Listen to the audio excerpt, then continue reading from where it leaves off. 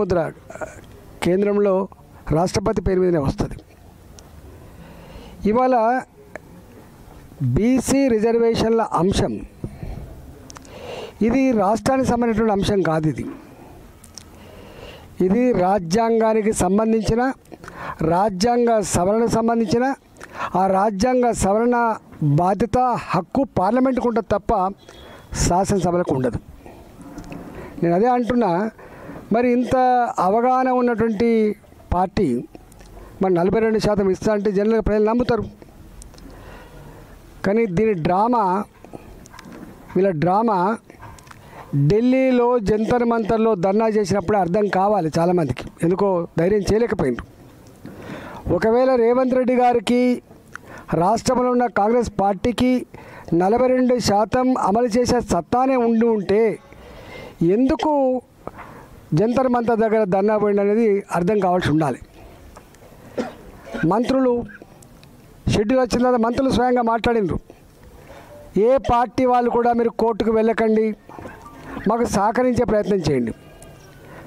సహకరించాల్సింది పార్టీలు కాదు, సహకరించాల్సింది వ్యక్తులు కాదు, సహకరించవలసింది రాజ్యాంగబద్ధంగా ఉందా లేదా అనేది అది కావాలి.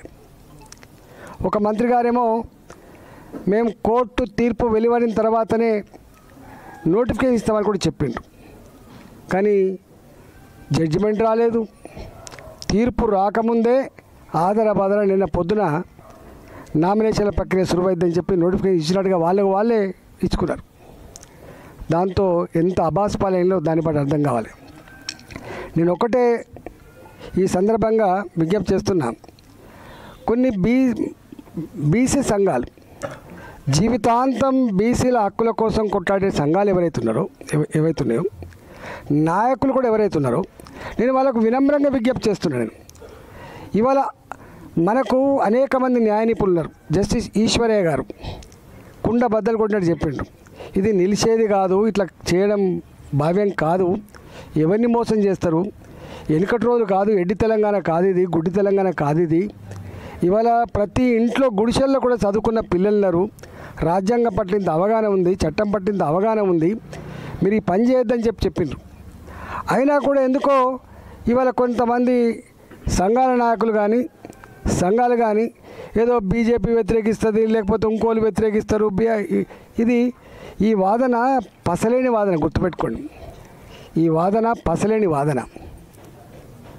దేశం మొత్తంలో ఇప్పటి వరకు జనాభా ప్రాతిపదికన రిజర్వేషన్లు కలిగినటువంటి రెండు. ఒకటి ట్రైబల్స్, వాళ్ళు 70% అంటే 70% రిజర్వేషన్ ఇవ్వాల్సిందే, 90% అంటే 90% రిజర్వేషన్ ఇవ్వాల్సిందే. ఇవాళ నార్త్ ఈస్టర్న్ స్టేట్స్లో అక్కడ 90% అంటే 90% ఎస్టీ రిజర్వేషన్లు ఉన్నాయి. రాజ్యాంగం కల్పించిన హక్కు అది.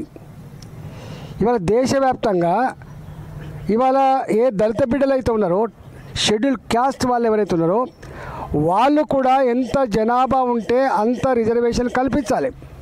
దానికి ఈ నిబంధన వర్తించదు. కానీ బీసీలకు మాత్రం ఇవాళ ఓబీసీలుగా ఉన్న వాళ్ళకు మాత్రం వాళ్ళ పాపులేషన్ ఎంత ఉందో అంత రిజర్వేషన్ కల్పించేటువంటి రాజ్యాంగ సవరణ లేదు. కాబట్టి ఈరోజు ఈ 42% ఇవ్వచ్చు అని చెప్పి మూర్ఖంగా మీరైతే వివరించారో ఇప్పటికైనా చెంపలేసుకొని ప్రజలకు క్షమాపణ చెప్పి వెంటనే మీరు ఎన్నికలు జరిపించాలని చెప్పి కోరుతున్నాం. మీకు తెలుసు ఇవాళ ప్రభుత్వం అంటే కేవలం శాసనసభలు పార్లమెంట్లే కాదు,